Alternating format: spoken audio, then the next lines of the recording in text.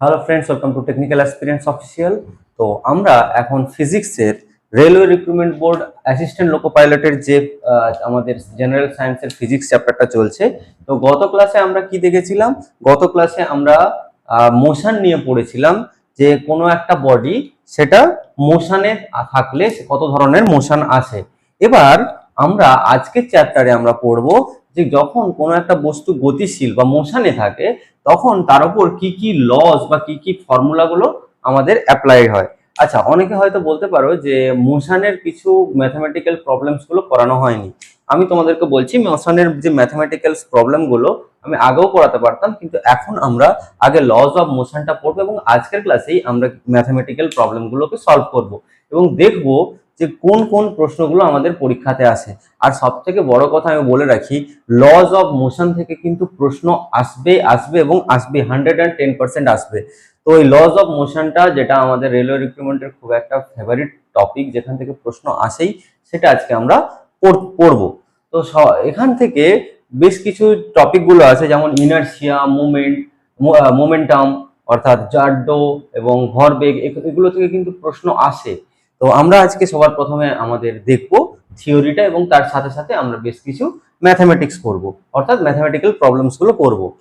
তো সবার প্রথমে আমরা যদি কথা বলি যে কোনো একটা বস্তু, ঠিক আছে, কোনো একটা বস্তু মোশনে কখন থাকবে? কোনো একটা বস্তু সে তো স্থিরভাবেই থাকতে চাইবে, ঠিক আছে, বা সে যদি গতিশীল থাকে, সে যদি একটা গতিশীল বস্তু হয়, তো সে গতিশীল অবস্থাতেই থাকতে চাইবে। কিন্তু এই যে স্থির বস্তুটা গতিশীল হওয়া এবং গতিশীল বস্তুটার স্থির হয়ে যাওয়া, এই সব কিছুর পেছনে একটা জিনিসই থাকে, সেটাকে আমরা কি বলি? ফোর্স। সেটাকে আমরা কি বলি? ফোর্স বা বল। এই ফোর্স বা বল প্রয়োগ হওয়ার সাথে সাথেই আমরা দেখি ফিজিক্সের সমস্ত যে বিষয়গুলো সেগুলো উঠে আসে। আর আমি তোমাদেরকে আগেও বলেছিলাম, বা যখন আমি ইঞ্জিনিয়ারিং মেকানিক্স পড়িয়েছিলাম তখনও তোমাদেরকে বলেছি যে এই ফোর্স ফোর্স কিন্তু ফিজিক্সের মেন টপিক। ফিজিক্সের মেন টপিকই হচ্ছে এই ফোর্স। আর এই ফোর্সটাকে আমরা যদি ঠিকভাবে জানতে পারি, তাহলে কিন্তু ফিজিক্সের বাকি সমস্ত চ্যাপ্টারগুলো আমাদের ইজি হয়ে যাবে। যেমন আমি যদি তোমাদেরকে বলি, এই ফোর্সটাই কিন্তু পরবর্তীকালে দেখো, গ্র্যাভিটেশনাল ফোর্স যখন আসবে তখনও গ্র্যাভিটেশনাল এনার্জি তখনও কাজে লাগবে। যখন আমরা প্রেসার পড়বো, প্রেসার মানে কি? প্রেসার মানে কোনো বস্তুর উপর যে বলটা প্রয়োগ হচ্ছে বা ফোর্সটা প্রয়োগ হচ্ছে, সেটা পার ইউনিট এরিয়াতে কতটা ফোর্স অ্যাপ্লাই হচ্ছে, সেটাকেই আমরা প্রেসার বলি। অর্থাৎ আমরা যত ধরনের টপিকগুলো এরপর পড়বো, বা আমরা যখন পড়বো ভিসকোসিটি, তো ভিসকোসিটিতেও যখন আমরা পড়বো, সেটাও কিন্তু একটা রেজিস্ট্যান্স ফোর্স। তো এই সমস্ত কিছুই যখন ফোর্স নিয়ে আমাদের, তো সবার প্রথমে আমাদের জানতে হবে কি ফোর্সটা ঠিক কি ধরনের জিনিস। আমি যদিও আগেও বলেছিলাম, তাও আমি তোমাদেরকে একটা কথা বলছি। এই ফোর্স, যদি আমি সিম্পল কয়েকটা টপিক বলবো এখন, আর ফোর্সের ডেফিনেশন বা ফোর্সের যে ম্যাথমেটিক্যাল ইকুয়েশন, সেটাও আমরা ডিরাইভ করবো কিছুক্ষণ পরে, যে আমরা যখন আমাদের নিউটনের যে সমস্ত গতিসূত্রগুলো আছে সেগুলো যখন আমরা ডিরাইভ করব, সেগুলো যখন আমরা বুঝবো, তখন কিন্তু ফোর্স নিয়ে পারফেক্ট ডেফিনেশন আসবে। এখন আমরা ফোর্সকে সবার প্রথমে কি হিসাবে জানতে পারি?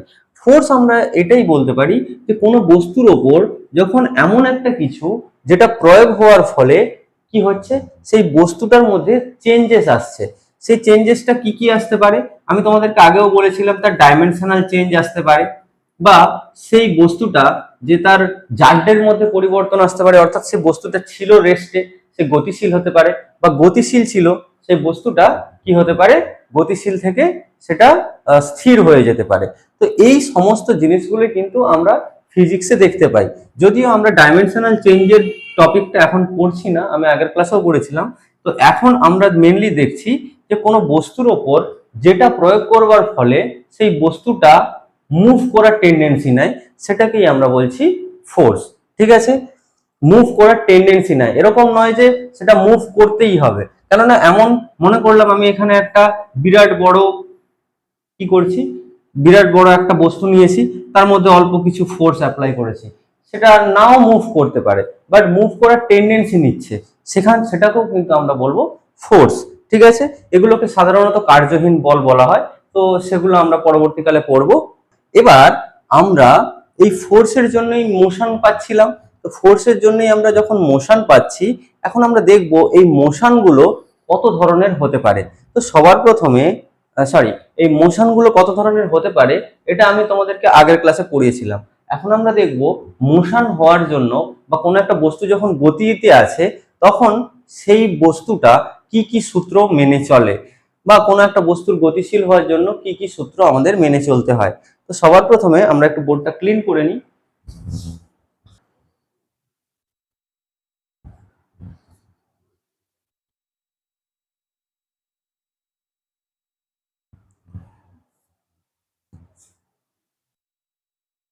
তো আমরা সবার প্রথমে লস অফ মোশন পড়বার আগে আমরা দেখব যে কি হয়েছিল 1687 খ্রিস্টাব্দে একজন বিজ্ঞানী, আমরা যার নাম জানি স্যার আইজ্যাক নিউটন।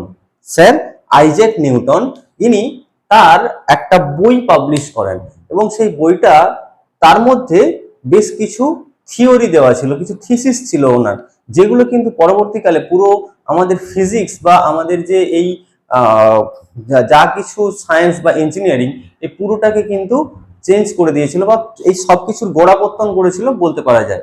তো 1687 সালে তিনি যে বইটা পাবলিশ করেন, বইটার নাম ছিল ফিলোসফি ন্যাচারালিস প্রিন্সিপিয়া ম্যাথমেটিকা। তো ছোট করে আমরা সেটাকে বলি প্রিন্সিপিয়া ম্যাথমেটিকা। ঠিক আছে, প্রিন্সিপিয়া ম্যাথমেটিকা।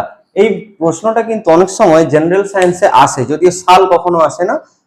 অনেক সময় বইটার নাম জিজ্ঞেস করা হয় যে আমরা লজ অফ মোশন যেটা পাই, তো সেটা কোন বই থেকে নেওয়া হয়েছে। তো এটা হচ্ছে ওনার সেই বই প্রিন্সিপিয়া ম্যাথমেটিকা। এই বইটা থেকেই কিন্তু আমরা এই তিনটে ল পাই। তিনটে ল পাই আমরা, first law, second law and third law. তিনটে ল, এই জন্য এটা ফার্স্ট, সেকেন্ড আর থার্ড ল হিসেবে আমরা জানি। আমরা সবাই জানি ব্যাপারটা, কিন্তু ফার্স্ট ল আর সেকেন্ড ল একটু আমাদেরকে খুব বেশি করে ভালোভাবে বুঝতে হবে, কেননা ফার্স্ট ল আর সেকেন্ড ল থেকে আমাদের কিন্তু প্রশ্নটা সব থেকে বেশি আসে। আচ্ছা, আমি ফার্স্ট ল সেকেন্ড লতে আসবার আগে তোমাদেরকে একটা দুটো বস্তু দেখাই। ঠিক আছে, এটা একটা বস্তু এবং এটা একটা বস্তু। আচ্ছা, মনে করলাম এটার 50 কেজি ওজন আর এইটা 500 কেজি ওজন। এখন আমাকে তোমরা কে বলতে পারো যে এই যে 50 কেজির বস্তুটা, এটাকে সরাতে আমাদের সব থেকে বেশি কষ্ট হবে নাকি 500 কেজির বস্তুটাকে আমাদেরকে সরাতে বেশি কষ্ট হবে? তো আমরা স্বভাবতই খুব সহজেই বলতে পারবো যে আমাদের যদি 50 কেজির বস্তুটাকে আমাদেরকে সরাতে হয়, আমরা মোটামুটি ইজিলি এটাকে মুভ করে দিতে পারবো। কিন্তু কম্পারেটিভলি যদি আমাদেরকে 500 কেজির কোনো একটা বস্তুকে মুভ করাতে হয় বা সরাতে হয় একটা স্থান থেকে আরেকটা স্থানে, তখন কিন্তু আমাদের অনেক বেশি শক্তির প্রয়োজন। এটা একটা কমন সেন্স। কিন্তু এটাকেই আমাদের ফিজিক্সের ভাষায় কি বলা হয় জানো তো? কেননা আমরা যখন কোনো বস্তুকে এখান থেকে সরাতে চাচ্ছি, সে নিজের অবস্থানটার পরিবর্তন করবার জন্য একটা বাধা সৃষ্টি করে। অর্থাৎ এটার যখন 50 কেজি ওজন, অর্থাৎ এর বাধাটা কম হবে, এর বাধাটা কম হবে, কিন্তু 500 কেজি যেটা হবে এটাতে বাধা অনেক বেশি হবে, তুলনামূলক এর থেকে প্রায় 10 গুণ বেশি বাধা দেবে। তো এই যে বাধা বা নিজের অবস্থানটা পরিবর্তন করার জন্য সে যে বাধাটা সৃষ্টি করছে, এটাকেই আমরা একটা টার্ম দিই ইনার্শিয়া, বা আমরা যেটাকে বাংলাতে বলি জড়তা বা জাড্য। দুটো টার্মই কিন্তু মনে রাখবে, জড়তা বা জাড্য। ঠিক আছে, জড়তা বা জাড্য বলে আমরা জানি। এবার আমাদের কথা হচ্ছে, আমরা এই জড়তা বা জাড্য নিয়ে যে আমরা এই যে জিনিসটা জানলাম যে কোনো বস্তু সে কি করছে, নিজের অবস্থানের পরিবর্তন হতে বাধা দিচ্ছে, এটাই আমরা দেখব আমাদের নিউটন তার ফার্স্ট লতে কি বলেছেন। তো আমরা তো এটা দেখলাম একটা স্থির বস্তুর জন্য, কিন্তু এটাই যদি একটা গতিশীল বস্তু হয়, মনে করলাম আমাদের একটা গাড়ি, ঠিক আছে, মনে করলাম আমি গাড়ি নিয়ে কোনো একটা জায়গায় যাচ্ছি, ঠিক আছে। তো এরপর কি হলো, আমার গাড়িটা 40 কিলোমিটার প্রতি ঘন্টায় আমাদের রান করছে, ঠিক আছে, 40 কিলোমিটার প্রতি ঘন্টায় রান করছে। কিন্তু এখন আমাদের কথা হচ্ছে এই গাড়িটাকে আমাকে থামাতে হবে। আমরা কি করব, এখানে যে ব্রেক প্যাডেল আছে সেটার উপর আমি যখন প্রেস করব, সঙ্গে সঙ্গে একটা ফোর্স এসে এই চাকাকে রোটেশন থেকে বাধা দেবে, আর ক্লাচ যেটাকে ইঞ্জিনকে ডিটাচ করবে, এবং তার ফলে আমাদের কি হবে, এই গাড়িটা ধীরে ধীরে স্লো হয়ে গিয়ে একটা সময় সে তার গতি থামিয়ে দেবে, অর্থাৎ তার ভেলোসিটি 0 হয়ে যাবে, গাড়িটা রেস্টে চলে আসবে। অর্থাৎ আমরা দেখতে পাচ্ছি, আর যদি আমরা এই ব্রেকটা না করতাম এই গাড়িটা কিন্তু কন্টিনিউ চলে যেত। অবশ্য এক্ষেত্রে আমরা ফ্রিকশনাল ফোর্সটাকে আমরা নেগলেক্ট করছি, আমরা ফ্রিকশনাল ফোর্সটাকে আমরা ধরছি না যে কোনো ফ্রিকশন আছে বলে। যদি আমাদের মনে করি যে ফ্রিকশনাল ফোর্স নেই, তাহলে কিন্তু আমার এই গাড়িটা 40 কিলোমিটার গতিতে কন্টিনিউ চলতেই থাকতো। অর্থাৎ ফার্স্ট লতে আমাদের আইজ্যাক নিউটন স্যার উনি যেটা বলেছিলেন যে আমাদের বাইরে থেকে যদি কোনো বল প্রয়োগ না করা হয়, তাহলে স্থির বস্তু চিরকাল স্থির থাকবে এবং গতিশীল বস্তু চিরকাল সরল রেখা বরাবর গতিশীল হবে। ঠিক আছে, সরল রেখা বরাবর, কেননা সে কিন্তু কোনো দিকে ডাইরেকশন চেঞ্জ করবে না, কেননা ডাইরেকশন যখনই আমাদেরকে চেঞ্জ করতে হবে তখনই আমাদেরকে কিন্তু এক্সট্রা ফোর্স অ্যাপ্লাই করতে হবে। আর আমরা কি বললাম, বাইরে থেকে আমরা কোনো বল প্রয়োগ করব না। অর্থাৎ বাইরে থেকে যদি আমরা কোনো বল প্রয়োগ না করি, তাহলে স্থির বস্তুটা চিরকাল স্থির থাকবে আর গতিশীল বস্তুটা চিরকাল সরল রেখা বরাবর সামনের দিকে এগিয়ে চলবে। তো এই যে সূত্রটা, এটাকেই আমরা বলি ফার্স্ট ল। এটাকে আমরা কি বলি, মোশন বা গতির প্রথম সূত্র। আর এই গতির যে প্রথম সূত্র বা ফার্স্ট ল, এটার আরো একটা নাম আছে law of inertia. Law of inertia বা জাড্ডের সূত্র। ঠিক আছে, তো অনেক সময় আমাদের কাছে পরীক্ষাতে আমরা ডাইরেক্ট প্রশ্ন দেখতে পাই যে জাড্ডের সূত্র বা জড়তার সূত্র আমরা কোনটাকে বলি। তো আমরা সেটাকে কি বলবো, আমাদের যে ফিজিক্সের ফার্স্ট ল আছে এই ফার্স্ট লটাকেই আমরা বলছি জাড্ডের সূত্র বা জড়তার সূত্র। তাহলে আমাদের কাছে কিন্তু সবার প্রথম একটা প্রশ্ন চলে আসলো, RRB, ALP, group D, technician, যে পরীক্ষায় তোমরা দাও না কেন এই প্রশ্নটা একটা আসে। সেটা হচ্ছে ফার্স্ট যে আমাদের ল অফ ইনার্সিয়া কাকে বলি। ল অফ ইনার্সিয়া, এখানে তোমার কাছে অপশন আসতে পারে। অপশন এ তে ফার্স্ট ল নিউটনের প্রথম গতিসূত্র, নিউটনের দ্বিতীয় গতিসূত্র, নিউটনের তৃতীয় গতিসূত্র, নাকি নান অফ দিস বা অল অফ দিস, কোনো একটা তোমাদেরকে দিয়ে দিল। তো আমরা পরিষ্কারভাবে কোনটাতে টিক করব, ফার্স্ট ল। ঠিক আছে, তাহলে আমাদের নিউটনের প্রথম গতিসূত্র যেটা, সেটাই কিন্তু আমাদের ল অফ ইনার্সিয়া। এরপর সেকেন্ড একটা প্রশ্ন তোমরা কিন্তু নোট ডাউন করো, পরীক্ষাতে কিন্তু এগুলো আসে। সেকেন্ড কোশ্চেন আমাদের কি আসছে, সেকেন্ড কোশ্চেন আসছে ইনার্সিয়া আমরা কাকে বলছি, বা জড়তা বা জাড্য আমরা কাকে বলছি। এটা থেকে কিন্তু ডাইরেক্ট প্রশ্ন আসে। জড়তা বা জাড্য আমরা কি বললাম, যে সে তার নিজের অবস্থানের পরিবর্তন হতে বাধা দিচ্ছে, সেটাকেই আমরা বলছি জাড্য। এটা এবার যেরকম ভাবে ঘুরিয়ে ফিরিয়ে তোমাদের কাছে প্রশ্ন আসতে পারে। তাহলে ইনার্সিয়া, ইনার্সিয়া এটা তোমাদের আরো একটা প্রশ্ন আসে। আচ্ছা, এরপর আমরা যেহেতু ইনার্সিয়া নিয়ে কথা বলছি, তো ইনার্সিয়াটা আমাদের জানা দরকার। ইনার্সিয়াকে কত ভাগে ভাগ করা যায় বা ইনার্সিয়ার কোনো ক্লাসিফিকেশন আছে কিনা। তো সবার প্রথমে আমরা দেখব inertia in rest. Inertia in rest অর্থাৎ স্থিতিজাড্য, স্থিতিজাড্য। আচ্ছা, আমি দুটো টার্মই তোমাদেরকে বলে দিচ্ছি, বাংলা এবং ইংরেজি দুটো টার্মই। কেন বলছি, কেননা আমাদের কি হয় পরীক্ষার ক্ষেত্রে অনেক সময় আমরা দেখতে পাই যে আমাদের বাংলা অনেক জায়গাতে থাকে, আবার কিছু কিছু পরীক্ষার ক্ষেত্রে হয়তো বাংলা থাকে না। যদিও আজকাল বেশিরভাগ প্রশ্ন পরীক্ষাগুলোতেই তোমরা বাংলা দেখতে পাবে, রেলওয়ে এএলপির জন্য হোক বা West Bengal public service commission হোক, যেখানেই হোক না কেন তোমরা কিন্তু বাংলা দেখতে পাবে। তারপরেও আমি বলে রাখি যে ইংরাজি এবং বাংলা দুটোকে পাশাপাশি নিয়ে চললে কি সুবিধা হয় জানো তো। অনেক সময় কি হয়, যদি প্রশ্নে কখনো ভুল আসে তখন সবসময় কি হয়, ইংলিশটাকে প্রেফারেন্স দেওয়া হয় যে ইংলিশ কোশ্চেনের মধ্যে কি লেখা আছে, কারণ বাংলাতে হয়তো অনেক সময় টাইপিং মিস্টেক বা কোনো কিছু। যদিও আমাদের এটা 2020, 21, 22 সাল 24 সাল পর্যন্ত আমি দেখেছি, জানি না এখন এরকম কোনো মিস্টেক আসে কিনা, তবে যদি আসে আমাদের সেফ সাইড সবসময় রাখা উচিত। সেই জন্য আমি দুটো টার্মই তোমাদেরকে বলে দিচ্ছি। তো একটা হচ্ছে ইনার্সিয়া ইন রেস্ট অর্থাৎ স্থিতিজাড্য। স্থিতিজাড্যটা কি, আমাদের কোনো একটা বস্তু সে যখন স্থির অবস্থায় আছে, সে কি আছে, স্থির অবস্থায় আছে, এবার সেটাকে আমরা মুভ করানোর চেষ্টা করছি, সে যে রেজিস্ট্যান্স ফোর্সটা দিচ্ছে বা সে যে বাধা দিচ্ছে সেটাই হচ্ছে আমাদের স্থিতিজাড্য। ঠিক আছে, এরপর আমরা যে দেখছি যে কোনো একটা বস্তু সে গতিশীল অবস্থায় আছে, এবার সেটাকে আমাদেরকে থামাতে হবে, সে নিজের অবস্থার মধ্যে চলতে চায়।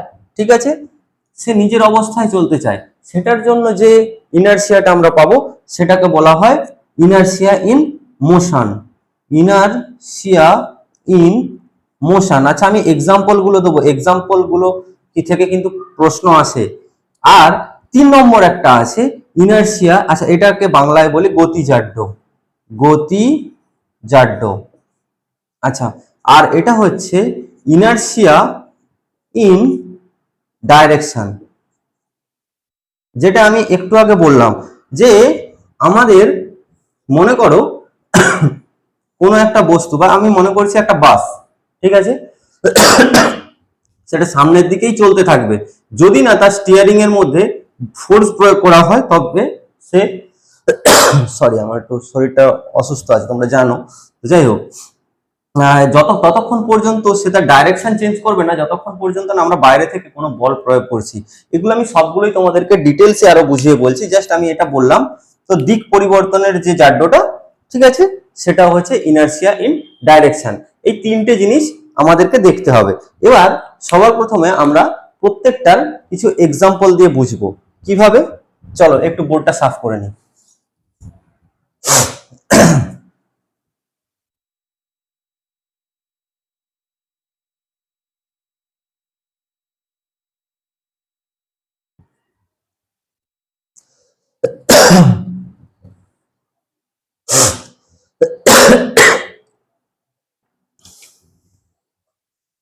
সবার প্রথমে আমি সরাসরি আসি প্রশ্নে, যে পরীক্ষাতে প্রশ্ন কি এসেছিল।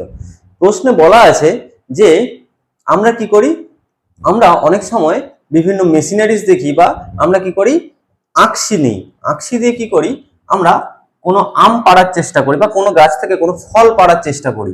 তখন কি হয়, তো আমরা যখন গাছের ডাল ধরে ঝাঁকাই তখন ফলটা গাছ থেকে যে পড়ে এটা কিসের জন্য হয়, এটা কিন্তু ডাইরেক্ট প্রশ্ন আসে।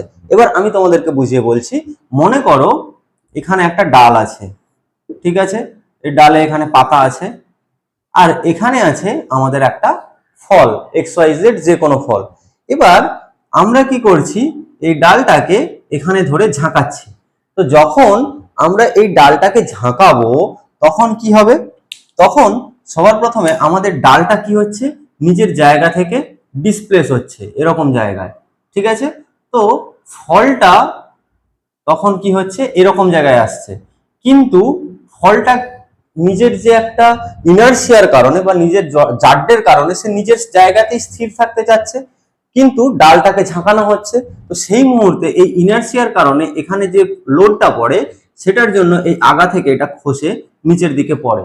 তো এটা কিন্তু এই ইনার্শিয়া ইন রেস্টের একটা বড় উদাহরণ, আর পরীক্ষাতে প্রশ্ন কিন্তু এখান থেকেই আসে। আরো একটা আমি এক্সাম্পল দিই। মনে করো তোমরা একটা গাড়িতে বসে আছো, ঠিক আছে, এখানটাতে গাড়িটা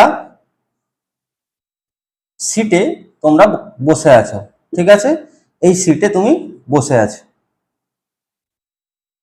এবার গাড়িটা স্থির অবস্থায় ছিল, গাড়িটা কি ছিল, স্থির অবস্থায় ছিল।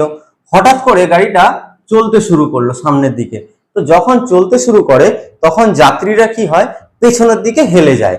কেন হেলে যায়, কেননা গাড়িটা যখন চলতে শুরু করে তখন তার শরীরের নিচের অংশটা গাড়ির সঙ্গে টাচে থাকায় নিচের অংশটা গাড়ির সঙ্গে সামনের দিকে চলে যেতে পারে, কিন্তু পেছনের ওপরের যে অংশটা এই পার্টটা কিন্তু গাড়ির সঙ্গে ঠেকে থাকে না, ঠিক আছে।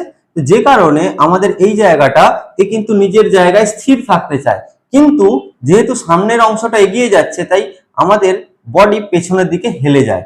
এটাও কিন্তু হয় রেস্ট ইন ইনার্সিয়া বা স্থিতিজাড্যের কারণে। তো পরীক্ষায় প্রশ্ন আসতে পারে যে গাড়ি যখন হঠাৎ করে চলতে শুরু করে তখন আমরা পেছনের দিকে হেলে যাই কিসের জন্য, এটা কিন্তু ইনার্সিয়ার জন্য। আবার অনেক সময় প্রশ্ন আছে এটা কোন লতে বলা আছে, তো এটা হচ্ছে ল অফ ইনার্সিয়া বা ফার্স্ট ল অফ মোশন। ঠিক আছে, Newton's first law of motion, এটাতেও কিন্তু পরীক্ষায় প্রশ্ন আসতে পারে। আমি বলেছিলাম না যে আমাদের পরীক্ষায় সব থেকে মানে বেশি প্রশ্ন আসে এই চ্যাপ্টারটা থেকে। তোমরা দেখবে প্রায় তোমাদের যদি 6টা বা 7টা ব্যাচে তোমাদের পরীক্ষা হয় না, প্রত্যেকটাতেই দেখবে তোমাদের ল অফ ইনার্সিয়া বা এই আমাদের এই যে চ্যাপ্টারটা, আজকে যে চ্যাপ্টারটা পড়াচ্ছি মোশন, লজ অফ মোশন, এই লজ অফ মোশন থেকে প্রশ্ন আসবেই আসবে। ঠিক আছে, তারপর ইনার্সিয়া ইন মোশন। এবার আমি ইনার্সিয়া ইন মোশন বোঝানোর জন্য তোমাদেরকে আমি আরো একটা সাবধান বাণী দিয়ে দিই। সাবধান বাণী কি? আমাদের একটা সাবধান বাণী এখন চালানো হয় যে বাসের ছাদে কখনো কোনো যাত্রীদেরকে ট্রাভেল করতে বারণ করা হয়। কেন? মনে করলাম এখানটাতে আমাদের বাসের কেবিন, এখানে ড্রাইভার আছেন, ঠিক আছে, এবার বাসের ছাদে মালপত্র রাখা আছে, সাথে কিছু প্যাসেঞ্জার এখানে বসে যায়, ঠিক আছে, কিছু প্যাসেঞ্জার এখানে বসে যায়। যদি দেখি যে গাড়ি খুব ভর্তি আছে তখন অনেকেই এখানে বসে যায়, কিন্তু আজকাল এটাকে বারণ করা হয়। এবার আমরা আসি যে এটাকে বারণ করা হয় এর পেছনে ফিজিক্সটা কি আছে। তো দেখো, সবার প্রথমে আমরা এতক্ষণ কি জানলাম যে কোনো বস্তু সে যখন গতিশীল অবস্থায় থাকে সে গতিশীল থাকতে চায়, আর যে স্থির অবস্থায় আছে সে স্থির থাকতে চায় যতক্ষণ পর্যন্ত না বাইরে থেকে কোনো বল প্রয়োগ করা হচ্ছে। এবার আমরা কি দেখতে পাচ্ছি যে আমরা দেখলাম বাসটা মনে করো 40 কিলোমিটার কি 50 কিলোমিটার গতিতে আসছিল পার আওয়ার, ঠিক আছে, ঘন্টায় 40-50 কিলোমিটার বেগে আসছিল। হঠাৎ করে এখানে একটা বাম্পার আসলো, ঠিক আছে, বাম্পারটা এতটা উঁচু হলে তো বাস আটকেই যাবে, যাই হোক কমিয়ে দিলাম। হঠাৎ করে একটা বাম্পার দেখতে পেলো বাসের ড্রাইভার, তো সে কি করলো, সঙ্গে সঙ্গে এখানে তার যে ব্রেক প্যাডেল আছে সে ব্রেক প্যাডেলটা পুশ করলো, আর গাড়িটা একদম হঠাৎ করেই 10 কিলোমিটার প্রতি ঘন্টায় গতিবেগে পরিবর্তন হলো, অর্থাৎ গাড়িটা স্লো হয়ে গেল। এবার এই গাড়িটা যখন 40 কিলোমিটার গতিতে চলছিল তখন এই মানুষের যে যাত্রীরা ছিল তাদের শরীরেরও গতিবেগ কিন্তু গাড়ির সাথে সাথে 40 কিলোমিটার প্রতি ঘন্টা ছিল। এবার হঠাৎ করেই গাড়ির স্পিড কমার সাথে সাথে আমাদের কি হচ্ছে, আমাদের এই যে ব্যক্তিগুলো মাত্র গাড়ির গতি তো 10 কিলোমিটার প্রতি ঘন্টা হয়ে গেল, কিন্তু এখানে যে যাত্রীরা আছে তাদের গতিবেগ কিন্তু তখনও 40 কিলোমিটার প্রতি ঘন্টা। এবার তারা যদি এখানে আঁকড়ে ধরার খুব ভালো কিছু জিনিস না পায় তখন কি হবে, জাড্ডের কারণে অর্থাৎ গতি জাড্ডের কারণে বা ইনার্সিয়া ইন মোশন এটার কারণে কি হবে, এরা সামনের দিকে চলে আসবে, আর সামনের দিকে চলে আসলে আমাদের কি হবে, ওপর থেকে টুক করে নিচে এসে পড়বে, মাথাটা ফাটবে, হাতটা ভাঙবে এবং ওর্স্ট সিনারিওতে ডেথ পর্যন্ত হতে পারে। যে কারণে আমাদেরকে এই যে বাসের ছাদে যাত্রী নিয়ে যাওয়া আসা করা নিষেধ করা থাকে। তো আরটিও তে যারা থাকে তারা নিশ্চয়ই সবাই ফিজিক্স জানে, যে কারণে এই ফর্মুলাগুলো লাগানো হয়েছে এবং এই নিষেধাজ্ঞাগুলো আমাদের রাখা থাকে। তো যাই হোক, এটা আজকের আমাদের টপিক। তো আমাদের যদি প্রশ্ন আসে যে যাত্রীরা, আচ্ছা এটা কি শুধুমাত্র উপরে যারা ছাদে আছে তাদের জন্য, যারা যাত্রীরা বাসের মধ্যে বসে আছে তাদের জন্যও প্রযোজ্য, কিন্তু ব্যাপার হচ্ছে তারা সিটের মধ্যে থাকে আর এখানে সিট বেল্ট লাগানো থাকে। সিট বেল্ট অর্থাৎ আমি যদি গাড়ির জন্য বলি, গাড়িতে সিট বেল্ট লাগিয়ে রাখাটা জরুরি, আবার অনেক ক্ষেত্রে এখন কিছু ভলভো বাসেও হয়তো সিট বেল্ট লাগানো থাকে। তাছাড়াও আমরা কি করি, এই যে আমাদের কাছে সামনের যে সামনের যে সিটটা আছে এই সিটে একটা ধরবার মতো হ্যান্ডেল থাকে যেটাকে ধরে রাখতে বলা হয়। তো যখন সামনের দিকে মুভ হবে তখন ধরে রাখলে আমরা ঝাঁকুনিটা কম পাই। তো এই সমস্ত বেশ কিছু গুলো রয়েছে এবং পরীক্ষাতে আমাদের কাছে প্রশ্ন আসে হঠাৎ করে ব্রেক করলে আমরা যে সামনের দিকে ঝুঁকে পড়ি এটা কিসের জন্য হয়। এটাও হয় ইনার্সিয়া ইন মোশন বা গতিজাড্যের কারণে হয়। আর এটা ডাইরেক্ট প্রশ্নে তোমার ল অফ ইনার্সিয়াও থাকতে পারে, ইনার্সিয়াও থাকতে পারে, যে কোনো একটা থাকবে, তোমরা দেখে শুনে অ্যান্সারটা করবে। এরপর আমি আসছি ইনার্সিয়া ইন ডাইরেকশন। এই জিনিসটা বোঝার একটু প্রয়োজন আছে। এটা কিরকম, আগে একটু বোর্ডটা ক্লিন করে নেওয়া যাক।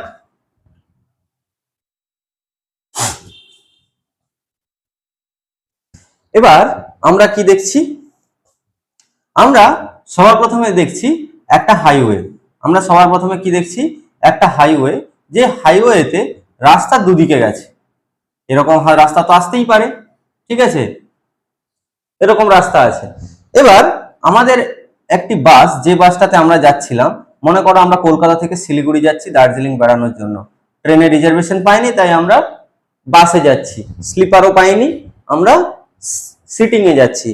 এবার আমাদের কি হচ্ছে, এখানে প্রত্যেকজন ব্যক্তি এখানে বসে আছেন, ঠিক আছে, এভাবে বসে আছে। এখন বাস, রাতের বাস, মানে মনে করো আজকাল তো বেশ কিছু কোম্পানি খুব ভালো বাস চালাচ্ছে, শ্যামলী হয়ে যাক, গ্রিন লাইন, এক্সপ্রেস লাইন, এতগুলো বাস আছে। তো ওদের গাড়িগুলো ভালো গতিতে চলে, ঠিক আছে, আমি ধরে নিলাম 80 কিলোমিটার/আওয়ার, যেটা স্পিড লিমিট তাতেই চলছে, ঠিক আছে, 80 কিলোমিটার/আওয়ার বেগে বাসটা চলছে।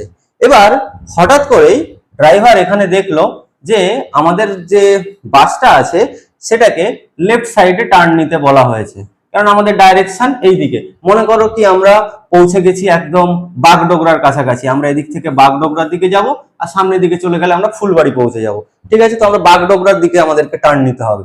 তো সেই মুহূর্তে আমাদের বাসের গতি কিন্তু সামনের দিকে, ডাইরেকশন কোন দিকে, সামনের দিকে। এখন ড্রাইভার কি করলো, এখানে স্টিয়ারিংটাকে এদিকে ঘোরালো, বাম দিকে ঘোরালো, তাহলে বাসটা কি হবে, ধীরে ধীরে ধীরে ধীরে এখানে এসে বাম দিকে মুভ করবে।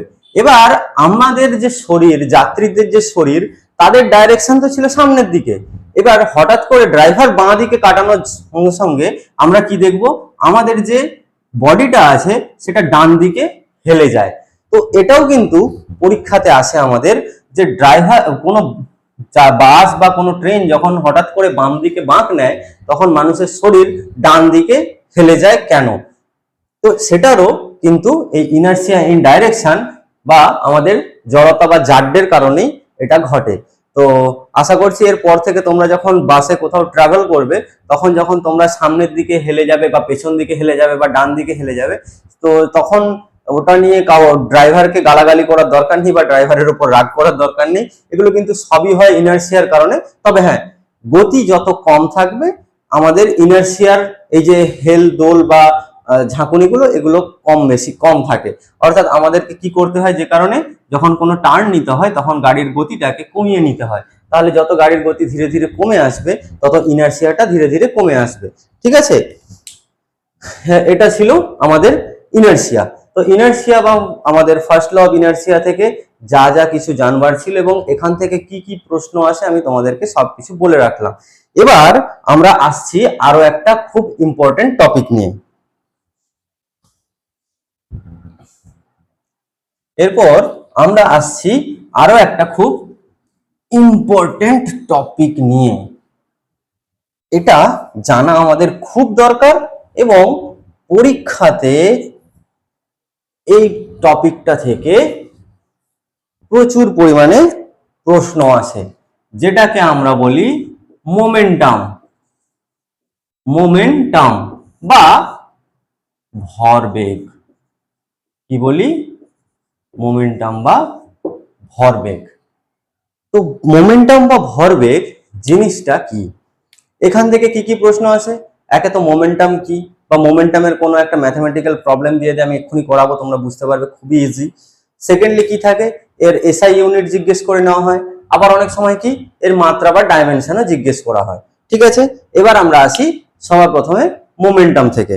তো মোমেন্টাম জিনিসটা কি, কোনো একটা বস্তু, আমি মনে করলাম এটা একটা বস্তু, তার ভর এম, ঠিক আছে, এসআই ইউনিটে সেটা কি, কেজি, তাহলে এটা হচ্ছে এম। এবার বস্তুটা কি আছে, এখানে রেস্ট অবস্থায় আছে। এখন আমি তার উপর কি করলাম, ফোর্স অ্যাপ্লাই করে দিলাম। যেই না আমরা ফোর্স অ্যাপ্লাই করে দিলাম তাহলে বস্তুটা কি হলো, একটা ভেলোসিটি পেলো বা গতিবেগ পেলো, মনে করলাম সেটার ভেলোসিটি ভি। অর্থাৎ এখন এই বস্তুটার মধ্যে ভর আর বেগ, এই যে ভর এম ইন্টু বেগ, এই দুটোকে গুণ করলে আমরা যেটা পাবো সেটাই হচ্ছে ওই বস্তুর মোমেন্টাম বা ভরবেগ। অর্থাৎ এখানে দেখো দুটো টার্ম আছে, ভর আর বেগ। ভরকে বেগ দিয়ে যদি মাল্টিপ্লাই করা হয় এটাকেই আমরা বলি ভরবেগ, ঠিক আছে। এবার প্রশ্ন কিরকম আসে, প্রশ্ন এভাবে আসে যে আমাদের কোনো একটা বস্তুর মনে করলাম 20 কেজি, সরি মনে করো 5 কেজি একটা বস্তু দেওয়া আছে, পরীক্ষায় প্রশ্ন আছে যে 5 কেজির একটা বস্তু, তার ভরবেগ কত? 20। তার ভরবেগ বলা আছে 20। 20 কি? এখানে KG metre per second, KG metre per second এটা দেওয়া আছে। এবার বলা আছে যে বস্তুটার কি বলা আছে, যে বস্তুটার ওপর বস্তুটার গতিবেগ কত জিজ্ঞেস করা হয়েছে। ঠিক আছে, বস্তুটার গতিবেগ কত? তো আমরা সিম্পল কি করব, 20 ডিভাইডেড বাই 5 সমান 4 KG, sorry metre per second, 4 metre per second, কারণ কেজি কেজি কেটে যাচ্ছে। ঠিক আছে, তাহলে 4 মিটার পার সেকেন্ড। এটা তো গেল সব থেকে সিম্পল কোশ্চেন, কিন্তু এটা পরীক্ষায় আসে না, এটা পরীক্ষাতে আসে না। এটা শুধুমাত্র জানবার জন্য আমি বললাম, বাট পরীক্ষাতে যেটা আসে সেটা আমি এরপর বলছি। তার আগে আমরা ভরবেগ বা মোমেন্টাম নিয়ে একটু কথা বলে নিই। মোমেন্টাম আমরা এটা দেখলাম, তাহলে তার সিজিএস পদ্ধতিতে আমরা কি পাবো? সিজিএস পদ্ধতিতে এবং এসআই পদ্ধতিতে, সিজিএস আর এসআই এই দুটোতে আমাদের কি থাকছে, আমাদের সিজিএস আর এসআই দুটো পদ্ধতিতে আমাদের ইউনিট কি হবে। তাহলে সবার প্রথমে আমরা কি দেখলাম, ভর, বস্তুর ভর, এখানে কি আছে ভর, আর বেগ মানে আমরা কি জানি, বেগ, তার মানে ভর গুণিত বেগ মানে কি, দূরত্ব বাই সময়, তাই তো, দূরত্ব বাই সময়। তো সিজিএস পদ্ধতিতে ভর কি, গ্রাম, আচ্ছা, দূরত্ব কি, সেন্টিমিটার পার সেকেন্ড। এসআই পদ্ধতিতে কি, কেজি মিটার পার সেকেন্ড। বোঝা গেল? বোঝা গেল কি গেল না? এটা হচ্ছে আমাদের ভরবেগের ইউনিট। এবার যদি বলে এর মাত্রা কি হবে, এর মাত্রা কি হবে, দেখো মাত্রাগুলো এখন থেকে আমরা প্র্যাকটিস করতে থাকলে আমাদের কিন্তু পরবর্তীকালে যখন আমরা মাত্রাগুলোকে বের করব, প্রেসার টেসার, তখন কিন্তু খুব ইজি হবে। ঠিক আছে, মাত্রা কি হবে, থার্ড ব্র্যাকেট, মাত্রা সবসময় থার্ড ব্র্যাকেট দিয়ে করতে হয়। তো কেজির জন্য কি হবে, এম, মাস এম, দূরত্ব এল, পার সেকেন্ড টি ইনভার্স 1 টি টু পাওয়ার -1। ঠিক আছে, এটা হয়ে গেল আমাদের মাত্রা। এবার আমরা কি দেখব, এবার আমরা যেটা দেখব সেটাই সব থেকে ইন্টারেস্টিং এবং সেখান থেকেই প্রশ্ন আসে। ঠিক আছে,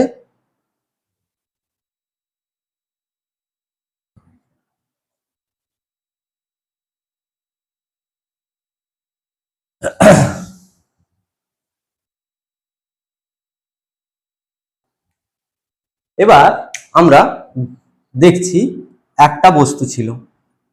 ঠিক আছে, আমরা কি দেখছি, আমরা সবার প্রথমে একটা বস্তুকে পেলাম, যে বস্তুটার কি আছে, ভেলোসিটি, মাস কত আছে এম, আর এই বস্তুটা রেস্টে ছিল। এবার আমরা কি করলাম, এটার উপর একটা ফোর্স অ্যাপ্লাই করলাম, এফ। এই ফোর্সটা অ্যাপ্লাই করার সাথে সাথে এই স্থির বস্তুটা কি হলো, গতিশীল হলো। ইনিশিয়াল গতি আমরা কি পেলাম, ইউ। ঠিক আছে, তাহলে এটার ভরবেগ আমরা কত পাবো, এম ইন্টু ইউ। কারো বুঝতে অসুবিধা হলো কি হলো না, ভর এবং বেগ এই দুটোকে গুণ করলাম, তাহলে আমরা ভরবেগটা পেয়ে গেলাম। এবার আমরা কি করলাম, এর ওপর ফোর্সটাকে আরো বাড়ালাম। কিরকম ভাবে, মনে করো আমাদের গাড়িটা গতিশীল ছিল, আমরা এক্সিলারেটরের উপর আরো চাপ দিলাম, বা তুমি যে সাইকেলটা চালাচ্ছিলে তার প্যাডেলটাকে আরো জোরে জোরে ঘোরাতে শুরু করলে, তাহলে গতি বাড়তে থাকবে। এবার মাস তো আর বস্তুটার বাড়ছে না, মাস যেটা ছিল সেটাই আছে। এবার এই বস্তুটা এখানে আসলো কত টাইমের পরে, টি ইন্টারভাল বা টি সময় পরে এটা এখানকে আসলো। এখন এই বস্তুটার ভর তো এমই আছে, আর ফাইনাল ভেলোসিটি আমি কত পাচ্ছি, ভি। তাহলে এখানে আমরা বলতে কি পারি, ইউ থেকে ভিটা বেশি, কেননা ভি গতিটা বেড়েছে, তাহলে V is greater than U. কারোর কোনো অসুবিধা আছে, কোনো অসুবিধা নেই। আর এখানটাতে আমাদের ভরবেগ কত, এম ইন্টু ভি। তাহলে দেখো আমরা কি পাচ্ছি, প্রথমে ভরবেগ ছিল এটা, পরে ভরবেগ হয়েছে এটা। এবার আমরা কি বলতে পারি ভরবেগের পরিবর্তন কতটা হয়েছে, অর্থাৎ ভরবেগ কতটা বেড়েছে। তো বেড়েছে যখন হয়, একদম ক্লাস 3-4 এর আমার মেয়েরা করে নর্মাল ম্যাথমেটিক্স, যে আমাদের কতটা হয়েছে সেখান থেকে আগে কতটা ছিল এর দুটো বিয়োগ করে দিলে কতটা পরিবর্তন হয়েছে দেখতে পাবো। তাহলে এমভি মাইনাস এমইউ, এটা হচ্ছে ভরবেগের পরিবর্তন। আর আমরা ছোটবেলা থেকেই পড়ে আসছি ক্লাস 8-9 থেকে, যে কোনো কিছুর হার বের করতে হলে ইউনিট টাইমে বা ইউনিট একক সময়ে বা একক দিয়ে আমরা যদি ভাগ করি তাহলে সেটার হার আমরা পাই। তাহলে কতটা সময়ের পরিবর্তন এটা হয়েছিল, টি সময়ের ইন্টারভালে। তার মানে এটা হচ্ছে তার হার, অর্থাৎ ভরবেগ পরিবর্তনের যে হার সেটা হচ্ছে এটা। আচ্ছা, এবার কি আমরা কি বলতে পারি যে ভরবেগের যে পরিবর্তনের হার সেটা কার সঙ্গে সমানুপাতিক, এই ফোর্সের সঙ্গে নয় কি? কেননা এই ফোর্সটা যত বাড়বে এই ভরবেগের পরিবর্তনের যে হারটা সেটাও বাড়বে কি বাড়বে না? বাড়বে। তাহলে এই ফোর্সটা ডাইরেক্টলি আমাদের কি রেসপন্সিবল এই ভরবেগের পরিবর্তনের হারের জন্য। এবার টার্মটা কোথাও গিয়ে কি ব্রেনে হিট করছে, যে ভরবেগের পরিবর্তনের হার। আমরা সেকেন্ড ল অফ যে আমাদের মোশন আছে, গতিসূত্রের যে সেকেন্ড সূত্রটা, এটাই আমাদের যিনি নিউটন ছিলেন, স্যার আইজ্যাক নিউটন, উনি কিন্তু এটাই বলেছেন আমাদেরকে যে ভরবেগের পরিবর্তনের হার বস্তুটির ওপর প্রযুক্ত বলের সমানুপাতিক। আর বস্তুর ওপর বল যেদিকে প্রয়োগ হয় ভরবেগের পরিবর্তনও ঠিক সেই দিকে হয়। কথাটা কি এটাই ছিল না? কথাটা এইদিকেই ছিল না? দেখো আমি ফোর্সটা এইদিকে অ্যাপ্লাই করেছি, তাই বস্তুর মুভমেন্টটা এদিকে হয়েছে। আমি যদি বস্তুর উপর বলটা এদিকে প্রয়োগ করতাম বস্তুটা তখন এইদিকে চলে আসতো। আসতো কি আসতো না? আসতো কি আসতো না? তো আমরা সেকেন্ড লটা বুঝতে পারলাম। সেকেন্ড লটা বুঝতে পারলাম এতক্ষণ যে এত কিছু আমি বললাম, এই জিনিসটা তোমরা যদি বুঝতে পারো সেকেন্ড ল বোঝার মধ্যে আর কিছুই নেই। আর মুখস্থ তো কখনোই করবে না। আমি বলছি ইঞ্জিনিয়ারিং এর স্টুডেন্ট, সায়েন্স ট্রেডের স্টুডেন্ট, বা তোমরা যে কোনো ট্রেডের স্টুডেন্ট হও না কেন, যদি টেকনিক্যাল স্টুডেন্ট হও, তোমাদেরকে আমি বলছি কখনোই কোনো কিছু মুখস্থ করবে না। ইভেন আমি তো বলবো আর্টস এর যারা স্টুডেন্ট তারাও মুখস্থ না করাটাই উচিত। কারণ আমাদের যদি মনে করলাম তোমরা জিওগ্রাফি স্টুডেন্ট, আমাদেরকে যদি সবসময় মনে রাখতে হয় যে সোমনাথ টেম্পল গুজরাটে অবস্থিত, গুজরাটের কোন জায়গাটায় অবস্থিত ম্যাপ পয়েন্টিং করতে দিলে আমরা হারিয়ে যাব। আমি বলবো কখনোই কোনো কিছু মুখস্থ করা উচিত না। ঠিক আছে, এবার আমরা আসছি, তাহলে আমরা এটা বুঝতে পারলাম। তাহলে সেকেন্ড ল আমাদেরকে কি বললো, এবার আমরা একটা ম্যাথমেটিক্সের দিকে দেখব। একটু আগে আমি কি বলেছিলাম, কোন একটা, তখন আমি অঙ্কটা করাতে গিয়ে আমি থেমে গেছিলাম, অ্যাকচুয়ালি তোমাদেরকে এটা পড়ানো হয়নি, আমি একটু আর্লি ম্যাথমেটিক্সটা করিয়ে ফেলেছিলাম প্রবলেমটা। মনে করলাম বস্তুটার ভরবেগ কি দেওয়া আছে, কোন একটা বস্তুর ভরবেগ দেওয়া আছে 20 কেজি মিটার পার সেকেন্ড। ঠিক আছে, 20 কেজি মিটার পার সেকেন্ড। আচ্ছা, সেই বস্তুটার আমরা কি বললাম ভর কত ছিল? ভর ছিল 5 কেজি। ভর কত ছিল? 5 কেজি। বলা আছে যে 3 সেকেন্ড, 3 সেকেন্ড, কত সেকেন্ড? 3 সেকেন্ড পর বস্তুটার ভরবেগের পরিবর্তন কত হলো? বস্তুটার ভরবেগের পরিবর্তন হলো 40 কেজি মিটার পার সেকেন্ড। এখন যদি জিজ্ঞেস করা হয় বস্তুটার উপর কতটা ফোর্স লেগেছিল, আমরা বের করতে পারবো কি পারবো না? একদম ইজি। দেখো, ইনিশিয়াল ভরবেগ পেয়ে গেছি, ফাইনাল ভরবেগ পেয়ে গেছি, বস্তুটার ভর জানি, আলটিমেট টাইম জানি, আরামসে ম্যাথমেটিক্সটার প্রবলেমটা সলভ হয়ে যাবে। জাস্ট এই ফর্মুলাটাতে তোমরা দেখো, এখানটাতে আমরা কি পাচ্ছি, ভরবেগ আছে, এখান থেকে ভর দেওয়া আছে, তাহলে ভেলোসিটিটা পেয়ে যাব। ইনিশিয়াল ভেলোসিটিটা কত হবে? 5 4 20 4। আচ্ছা, আর এটা 5 8 40, এটা 8। Final velocity 8। তাহলে আমরা যদি এম কমন নিয়ে নিই তাহলে এটা 8 - 4, এমটা কত? 5 দিয়ে দিলাম। আর টি কত দেওয়া আছে? 3। 4 4 8 5 4 20/3, এটাই হবে আমাদের অ্যান্সার। ফ্র্যাকশনে যেরকম ভাবে থাকবে, পূর্ণ সংখ্যায় থাকলে সরি, যদি মিশ্র ভগ্নাংশ থাকে মিশ্র ভগ্নাংশ দেবে, যদি ডেসিমেলে থাকে ডেসিমেলে বের করবে, অ্যান্সার চলে আসবে। এত সুন্দরভাবে আমাদের কাছে পরীক্ষায় প্রশ্ন আসে। আচ্ছা, এরপর আমরা আরো কয়েকটা জিনিস দেখে নিই। ফোর্স নিয়ে যখন আমরা কথা বললামই, এবার দেখো তো এই ফোর্সের আমরা ইউনিট কি পাচ্ছি, এখান থেকেই কিন্তু আমরা পাবো ফোর্সের ইউনিট। দেখো তো ফোর্সের ইউনিট আমরা কি পাচ্ছি, ভরবেগ তার পরিবর্তনের হার। তার মানে আলটিমেট একটা ভরবেগের পরিবর্তন পাবো। ভরবেগ কি, ভরবেগ কি কেজি, আমরা এসআই সিস্টেমে যদি করি কেজি মিটার পার সেকেন্ড, মানে কেজি মিটার নিচে সেকেন্ড।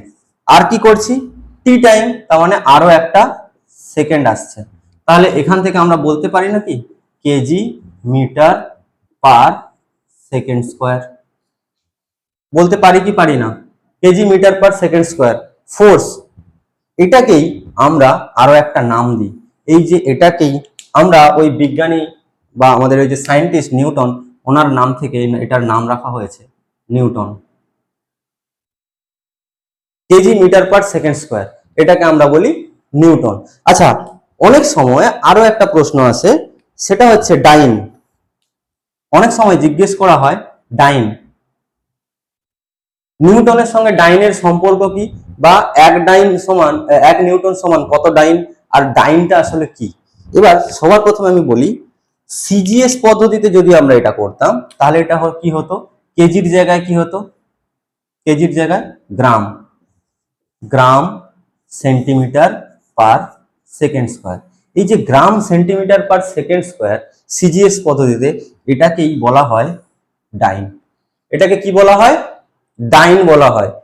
গ্রাম centimetre per second square force, এটাকে কিন্তু ডাইন বলে। এবার যদি এই দুটোর মধ্যে সম্পর্ক বের করতে হয়, আমরা সম্পর্ক আরামসে বের করে দেব। যেমন আমরা সম্পর্ক কিভাবে বের করব, দেখো আমরা সম্পর্ক কিভাবে বের করব, এখানটাতে কি আছে, গ্রাম আছে, কেজি আছে, তাহলে আমরা কি লিখলাম, নিউটন, নিউটন সমান কি KG metre per second square. এবার যদি এটাকে আমি ডাইন লিখি, তার মানে কি gram centimetre per second square. এবার গ্রাম থেকে কেজিটা যখন গ্রামে আসবো তখন এটা কি হয়, যদি এটাতে আমরা করি তাহলে এটাকে আমরা ছেড়ে দিলাম। এবার কেজিটাতে আমাদেরকে যখন গ্রামে যেতে হবে 10 কিউব, মিটার মিটারটা যখন সেন্টিমিটারে যাব তখন কি হচ্ছে 10 স্কোয়ার। তার মানে এটা কি হচ্ছে 10⁵, সেকেন্ডটা তো সেকেন্ডই আছে, কোনো চেঞ্জ হয়নি। অর্থাৎ নিউটন আর ডাইনের মধ্যে যদি সম্পর্ক জিজ্ঞেস করে তাহলে ডাইরেক্টলি আমরা লিখব 1 নিউটন সমান 10⁵ ডাইন। কারোর বুঝতে কোনো অসুবিধা হলো কি হলো না বলো, কারো বুঝতে কোনো অসুবিধা হলো কি হলো না, এই প্রশ্নগুলোই পরীক্ষাতে আসে। আচ্ছা, ফোর্সের কি জিজ্ঞেস করা হয়, মাত্রা, ফোর্সের মাত্রা জিজ্ঞেস করা হয়। দেখো তো ফোর্সের মাত্রা আমরা পাচ্ছি কি পাচ্ছি না, কেজি মানে মাস এম, মিটার এল, সেকেন্ড স্কোয়ার টাইমের টু দি পাওয়ার -2। হলো কি হলো না, কত সিম্পল, কত ইজি, জাস্ট এটুকু করবে, এক মার্কস পুরো সিকিউর করবে। পরীক্ষাতে আমি বলছি এই চ্যাপ্টারটা থেকে কত প্রশ্ন আসে তোমরা দেখতে পাচ্ছ, আমি তো এখনো পর্যন্ত 10টা 12টা প্রশ্ন বোধহয় বলে ফেললাম তোমাদেরকে। আর এই প্রশ্নগুলোর মধ্যে কোনো একটা দুটো প্রশ্ন তোমার পরীক্ষাতে থাকবে। দেখো সবগুলো প্রশ্ন তো আর একটা পরীক্ষার মধ্যে আসতে পারে না, বিভিন্ন যে স্লটে স্লটে তোমাদের যে পরীক্ষাগুলো হয়, ফার্স্ট ব্যাচ সেকেন্ড ব্যাচ যেভাবে তোমাদের হয় শিফটগুলোতে, প্রত্যেকটা শিফটে দেখবে এই প্রশ্নগুলোর মধ্যে কোনো একটা না একটা প্রশ্ন তোমাদের জন্য অপেক্ষা করবে। ঠিক আছে, এবার তোমার যে শিফটের মধ্যে আছে তুমি সেটার প্রশ্নের অ্যান্সার করবে। তাহলে কারোর কোনো বুঝতে অসুবিধা হলো, ভরবেগ। এরপর আমরা আলোচনা করব, আচ্ছা এটা আমাদের সেকেন্ড ল যেটা ছিল, সেকেন্ড লটাও কমপ্লিট করলাম। আচ্ছা, আরো একটা কথা বলা হয়নি, দ্বিতীয় সূত্র যেটা, সেটা দেখো ডাইরেক্টলি ভরবেগের সূত্র। দ্বিতীয় সূত্রটাকে আমরা কি বলি? ভরবেগের সূত্র। কেননা এখানে দেখো ভরবেগের নিয়েই সমস্ত কিছু কথা চলছে। পরীক্ষাতে এটাও কিন্তু প্রশ্ন আসে যে নিউটনের দ্বিতীয় গতিসূত্রকে আর কোন নামে ডাকা হয়, বা নিউটনের দ্বিতীয় গতিসূত্রটি কোনটি। এবার তার মধ্যে তোমার এখানে দিয়ে দেওয়া হলো জার্ডের সূত্র বা ল অফ ইনার্সিয়া, তারপর দিয়ে দেওয়া হলো মোমেন্টামের যে সূত্র বা ভরবেগের সূত্র, এরকম ক্রিয়া প্রতিক্রিয়া সূত্র, এরকম দুটো তিনটে চারটে যটা খুশি অপশন দিয়ে দিক না কেন, আমরা জানি সেকেন্ড যেটা সেটা হচ্ছে আমাদের ভরবেগের সূত্র। ব্যাস আমরা চুপচাপ অ্যান্সার করবো, আমরা চলে আসবো। ঠিক আছে, আমাদের আর মোমেন্টাম নিয়ে সেরকম কিছু বলার নেই। এবার বোর্ডটা একটু ক্লিন করে নিই। আচ্ছা, আমি ফার্স্ট ল আর সেকেন্ড ল এই দুটোতে দুটো জিনিস মিস করে গেছি, তোমাদেরকে বলা হয়নি, যেটা পরীক্ষাতে প্রশ্ন আসতে পারে। সেটা হচ্ছে স্কেলার না ভেক্টর। প্রথমত ফোর্স, এটাও একটা ভেক্টর। ঠিক আছে, কেন? কেননা এখানে বেগ আছে, ভর আর বেগ আছে। আর আমরা কি জানি, মোশন বা গতিবেগ এটা একটা ভেক্টর রাশি। তো সেক্ষেত্রে ফোর্সটাও একটা ভেক্টর রাশি, ভরবেগটাও একটা ভেক্টর রাশি, আর একটা কি ছিল যেন, যাই হোক, এগুলো সব এক একটা ভেক্টর কোয়ান্টিটি। এটা কিন্তু খুব ভালো করে মাথায় রাখতে হবে, নাহলে তোমরা বলবে আপনি তো বলেননি আমাদেরকে এটা। তো যাই হোক, এগুলো সব এক একটা ভেক্টর কোয়ান্টিটি। এরপর আমরা আসছি থার্ড লতে। ঠিক আছে, থার্ড ল।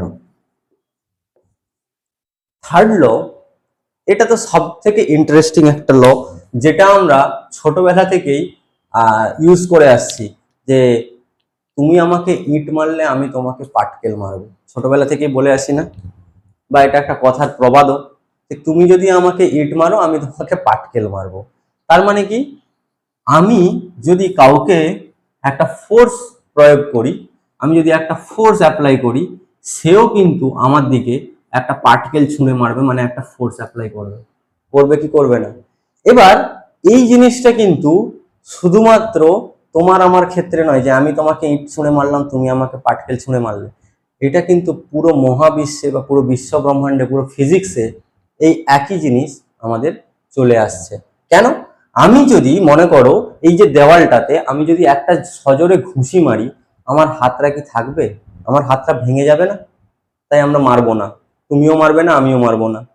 ঠিক আছে, তার মানে আমরা কখনোই দেওয়ালের উপর জোরে কোনো কিছু আঘাত করবো না বা ফোর্স প্রয়োগ করবো না। কেন? কেন আমি জানি আমি যতটা জোরে ওকে ঘুষি মারবো, ও কিন্তু ততটা জোর আমাকে ফোর্স ফেরত দেবে। অর্থাৎ এই কথাটাই কিন্তু নিউটন আমাদেরকে তার তৃতীয় সূত্রে বলে গেছেন, যে কোনো বস্তুর উপর আমরা যে পরিমাণ বল প্রয়োগ করব, সেই বস্তুটাও ঠিক সমপরিমাণ বল সমান উল্টো ডাইরেকশনে আমাকে ফেরত দেবে। অর্থাৎ আমি ডাইরেকশনটা এদিক থেকে ফোর্স প্রয়োগ করছিলাম, ও কিন্তু উল্টো দিকে আমার দিকে বল প্রয়োগ করবে, এবং সমান পরিমাণ, আমি যদি এখানে 5 নিউটন বল প্রয়োগ করি, ও কিন্তু আমার এদিকে 5 নিউটন বল প্রয়োগ করবে। করবে কি করবে না? এই কথাটাই কিন্তু আমাদেরকে বলে গেছিলেন নিউটন। এবার আমরা আসি একটা কথায়, সেটা হচ্ছে এই যে ফর্মুলাটা, এটা কি আমাদের শুধুমাত্র ওই তুমি আমাকে ইট ছুঁড়ে মারলে আমি তোমাকে ইট ছুঁড়ে মারবো এটার জন্য প্রযোজ্য? কখনো না। কেননা এটাই একদম স্পেস সায়েন্স, এটাই হচ্ছে স্পেস সায়েন্সের প্রথম ফর্মুলা। তোমরা বলবে কেন? আমি বলছি। আজকে আমাদের doctor APJ Abdul Kalam, doctor APJ Abdul কালামের কথা মনে আছে? Missile man of India, doctor APJ Abdul Kalam, যিনি অনেক মিসাইল তৈরি করেছিলেন। তারপর কি, আমরা যে ইসরোর থেকে দুদিন ছাড়া দেখতে পাই স্পেসে রকেট যাচ্ছে। এই যে রকেটগুলো যায়, এগুলোর ব্যাপারে আমি তোমাদেরকে কয়েকটা ইন্টারেস্টিং তথ্য আমি তোমাদেরকে দিয়ে দেবো আজকের এই এতে। তো এই যে রকেটগুলো যায় না, এগুলো সবই এই নিউটনের তৃতীয় সূত্র থেকেই আমাদের এর সমস্ত কিছু থিওরিগুলো এসছে। কিরকম ভাবে? আমরা ছোটবেলায় সেই যে হাওয়াই রকেটগুলো যেগুলো কালী পুজোতে আমরা ফাটাতাম, আজকাল তো মনে হয় এগুলো ব্যান রয়েছে, এগুলো দেখতেও পাওয়া যায় না আজকাল। আর যদিও আমি খুব একটা আতশবাজি নিয়ে ইন্টারেস্টেড নই, তো যাই হোক, এখানটাতে আমরা কি করি, যখন আগুন দিই তখন কি হয়, এখান থেকে ফুর করে করে কিছু বের হয় না, ওই বারুদের আগুনগুলো, আর তার সাথে সাথে আমাদের এই রকেটটা উপরের দিকে চলে যায়, তারপরে গিয়ে উপরে গিয়ে দুম করে একটা বাস্ট হয়, আর এভাবে আমরা স্প্রিঙ্কলস দেখতে পাই।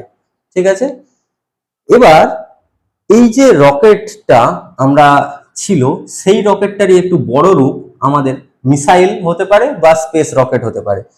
এর ক্ষেত্রে কি হয়, আমাদের এই যে সামনের যেটা আছে না কোনটা, এই জায়গাটাতে আমাদের যদি মিসাইল হয়, ওয়ার হেড গুলো কিন্তু এখানটাতেই রাখা থাকে, অর্থাৎ সেটা নিউক্স হতে পারে বা টিএনটি হতে পারে বা যা কিছু বিস্ফোরক হতে পারে, সেগুলো কিন্তু এখানটাতে থাকে।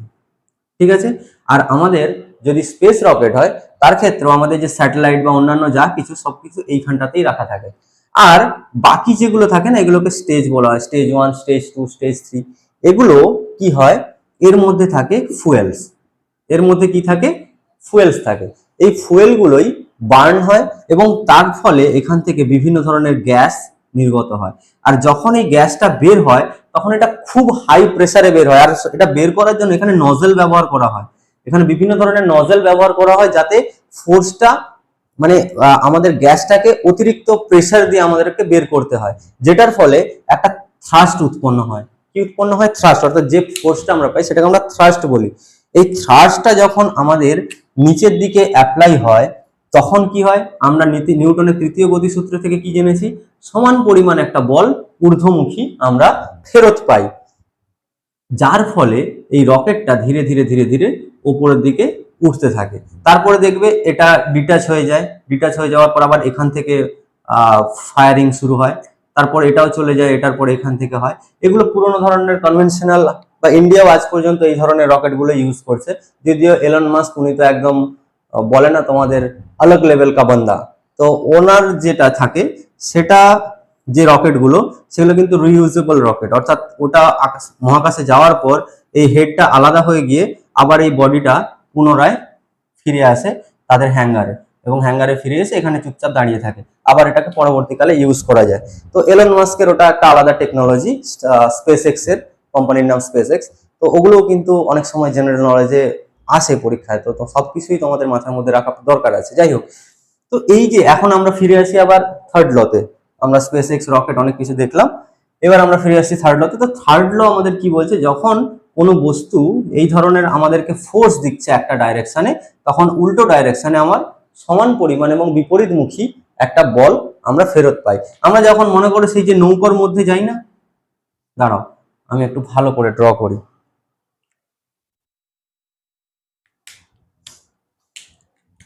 অনেক সময় আমরা কি হয়, নৌকোতে করে যাই। মনে করো তুমি প্রিন্সেপ ঘাটে বেড়াতে গেছো তোমার বিশেষ কোনো কারোর সাথে, যাই হোক, সেখানে গিয়ে নৌকো থেকে তুমি পাড়ে নামবে, এখানে ছিলে তুমি দাঁড়িয়ে, ঠিক আছে। এখন তুমি পাটা যেই না মাটিতে রাখলে, রেখে তুমি নামতে চেষ্টা করলে, সঙ্গে সঙ্গে এই মাটি তোমাকে একটা বিপরীতমুখী বল প্রয়োগ করলো, আর সেই বলটা তোমার আরেক পা দিয়ে নৌকোতে ট্রান্সফার হলো, যেটার ফলে কি হয়, নৌকো পেছনের দিকে পিছিয়ে যায়। পরীক্ষাতে কিন্তু প্রিন্সেপ ঘাট আসে না, পরীক্ষাতে প্রশ্ন আসে নৌকো থেকে লাফ দিয়ে নামার সময় নৌকোটা পিছনের দিকে যায়, এটা কোন সূত্রের জন্য হয়, তো সেটা কিন্তু হয় থার্ড ল। বোঝা গেল, বোঝা গেল কি গেল না? তো থার্ড ল আমাদের দ্বিতীয় গতিসূত্র থেকে কিন্তু আমাদের এই জিনিসটা ধারণা আমরা পাই এবং আমরা জানতে পারি। তো এই সব কিছুই থার্ড লর জন্য হচ্ছে। রকেট থেকেও প্রশ্ন আসতে পারে। আচ্ছা, আরো একটা কথা বলে রাখি, মহাকাশে রকেট যখন যায় তখন কিন্তু থার্ড ল নয়, তখন আমরা কনজারভেশন অফ মোমেন্টাম বা ভরবেগের নিত্যতা সূত্রের জন্য মহাকাশে রকেট উৎক্ষেপণ হয়। এবার এই যে জিনিসটা, এই জিনিসটা আমি যখন তোমাদেরকে ওই কনজারভেশন গুলো পড়াবো, তখন আমি তোমাদেরকে এটা বুঝিয়ে বলবো, কেননা পরীক্ষাতে এই প্রশ্নটা দুরকম ভাবে আসে। একটা হচ্ছে রকেট যখন উঠছে ওপরের দিকে সে সময়টা কি থাকছে, আর যখন রকেটটা মহাকাশে ভাসছে তখন কি হচ্ছে। এই দুটো জিনিসের কিন্তু দুটো আলাদা ব্যাপার আছে, আমি পরবর্তীকালে তোমাদেরকে বুঝিয়ে বলবো জিনিসটা। আজকের যদিও এটা টপিক নয়, তাই আজকে আমি এটা নিয়ে বলছি না। তো যাই হোক, এই ছিল আমাদের আজকের মোটামুটি টপিক। এগুলো নিয়ে আশা করছি তোমাদের কারোর কোনো আর সমস্যা থাকার কথা নয়। পরের দিন আমরা গ্র্যাভিটেশনাল ফোর্স নিয়ে পড়বো। পরের দিন আমরা কি পড়বো, gravitational force. Gravitational force. Gravitational force নিয়ে আমরা পরের দিন পড়বো। আর আজকের ক্লাসে তোমাদেরকে যে যে প্রশ্নগুলো আমি করালাম সেই প্রশ্নগুলো কিন্তু পরীক্ষার পয়েন্ট অফ ভিউতে খুবই খুবই বেশি ইম্পর্টেন্ট। তোমাদের কারোর কোনো কিছু ডাউট থাকলে, কোয়ারিজ থাকলে আমাকে কমেন্ট করে জানাতে পারো। কোনো ম্যাথমেটিক্যাল প্রবলেমস বা কিছু আমাকে তোমরা পাঠাতে পারো। আর আমাদের Telegram channel technical aspirants official, সেখানেও তোমরা তোমাদের যদি কোনো প্রশ্ন থাকে সেগুলো জানাতে পারো। হয়তো আমি সঙ্গে সঙ্গে রিপ্লাই করতে পারি না, কেননা আমারও কিছু কাজ থাকে, আমাকেও নিজের কাজ করতে হয়। তারপরে আমি এসে তোমাদেরকে ক্লাসগুলো করাই সময় বের করে। তো যাই হোক, তোমরা তোমাদের প্রশ্নগুলো রাখতে পারো। আমি তোমাদের প্রশ্নের সলিউশন অবশ্যই করে আবার চ্যানেলের মধ্যে ফেরত দেবো, বা তোমাদের টেলিগ্রাম চ্যানেলেই আমি ওখানে তোমাদের রিপ্লাই করে দেবো, ম্যাথামেটিক্স বা অন্য যা কিছু। আর যদি সেরকম কিছু খুবই ইম্পর্টেন্ট হয় তখন আমি ভিডিওর মধ্যে নেক্সট ক্লাসে সেটাকে আমি আলোচনা করে দেবো। তো যাই হোক, এই ছিল আজকের আমাদের ক্লাস। পড়তে থাকো, সুস্থ থাকো। Thanks for watching and God bless you all.